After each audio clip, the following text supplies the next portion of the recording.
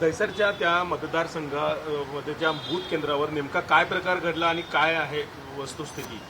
नुकताच आता 10 मिनिटापूर्वी ward number 10मध्ये Rokade लेनमध्ये तो मतदान केंद्र आहे, त्या ठिकाणी भारतीय जनता पार्टीच्या उमेदवारांनी जवळपास 150 जणांना बोगस मतदार तिथे आणले होते.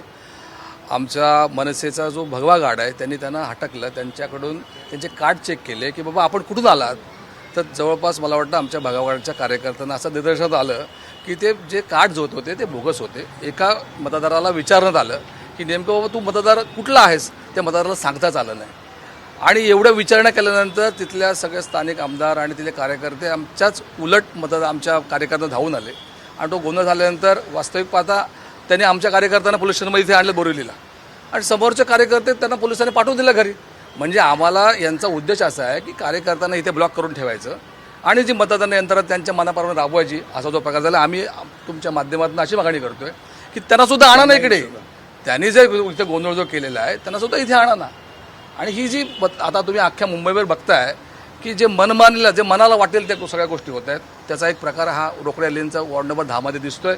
मतदार कुठून आणायचे, त्यांना आधार कार्ड द्यायचे, त्यांना वाटप कर, जा मतदान करून या, हे अशा पद्धतीने जो बोगस मतदान प्रकार आम्ही पकडला गेलेला आहे. परंतु पोलीस आमच्यावर दबाव टाकतायत आणि पोलिसांना आम्हाला इथे आणले, तर आम्ही जाहीर निषेध त्याचा करतो. त्याची अधिक माहिती ते त्या आमच्या भगवा जो गार्ड होता त्या भगवा गार्डमध्ये आमचे किरण नकाशे होते, तो मला अधिक माहिती देते. किरण, काय घडलं होतं, काय झालं होतं? आम्ही संपूर्ण दैसर विधानसभेमध्ये भगवा गार्ड ॲक्टिव्ह आहे. आम्ही प्रभाग क्रमांक 8मध्ये काम करत असताना आम्हाला अशी बातमी आली की रोकडिया लेनमध्ये एक 100 ते 150 जणांचा मॉब हा मतदान करायला येतोय. पण बघायला गेलं तर त्यांच्याकडे एक माणूस होता ज्याच्याकडे एक स्लिप होती. त्या स्लिपप्रमाणे तो वोटर आय डी आणि वोटर स्लिप म्हणजे आता आय डी कार्ड्स आहेत आणि वोटर स्लिप या गोष्टी त्या देत होता आणि त्या देऊन मग या बाकी सगळ्यांना वोटिंगसाठी पाठवत होता. माझं म्हणणं इतकंच आहे, सकाळपासून 7:30 वाजल्यापासून जो बघायला गेलं तर एक 69 वर्षाचे म्हातारे होते काका. ते विचारे इतकी वर्ष झाली इकडे राहतात, त्यांना त्यांचं नाव सापडत नाही आहे. करोडोची घरं घेऊन आमचा मुंबईकर मराठी माणूस इथे राहतोय, भाड्याने राहतोय, त्यांना त्यांचं मतदान सापडत नाही आहे.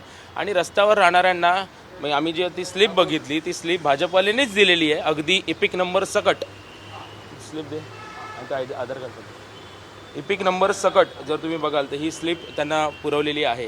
रस्त्यावर राहणाऱ्यांना ह्या स्लिपा पोचत आहेत, पण घरात बिल्डिंगमध्ये राहणाऱ्यांना या स्लिपा पोचत नाही आहेत.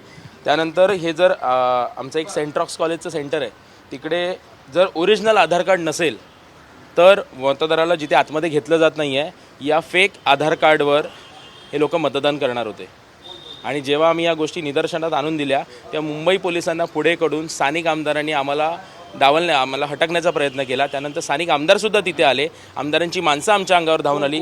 स्थानिक आमदार मनीषा चौधरी दैसर विधानसभेच्या भाजपाच्या, त्या आमच्या अंगावर धावून आल्या. त्यांची माणसं आली, अधिकृत उमेदवार आमच्या अंगावर धावून आले.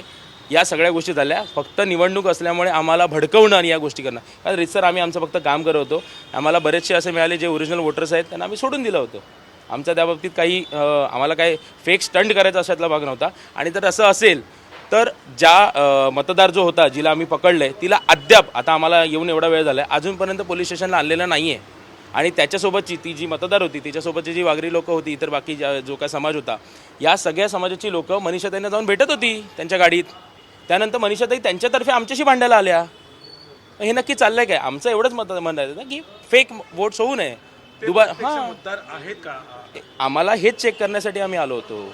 आणि दुबार मतदार असो किंवा फेक वोटिंग असो, हे तुमच्यासाठी सुद्धा धोकादायक आहे, आमच्यासाठी सुद्धा धोकादायक आहे. आमचं एवढंच आहे, जे होतं ते निष्पक्षपणे सत्यता पडताळून आम्हाला या गोष्टी व्हाव्यात, एवढाच आमचा उद्देश होता. बाकी आम्ही काय करतोय? पण आमच्या अंगावर धावून जाणं, आमच्या मुलांच्या अंगावर धावून जाणं, आणि स्थानिक आमदार लेडीज आहेत त्या आमच्या मुलांवर धावून जात होत्या. कशासाठी हा सगळा अट्टहास कशासाठी? फक्त राजसाहेब आणि उद्धवसाहेब एकत्र आले म्हणून आम्हाला इथे आता आणून ठेवलं आहे. माझी 10, 15, 20 पोरं माझी आतमध्ये आहेत आणि तिकडे त्यांचं सर्रास काम चालू आहे या सगळ्या गोष्टींवर.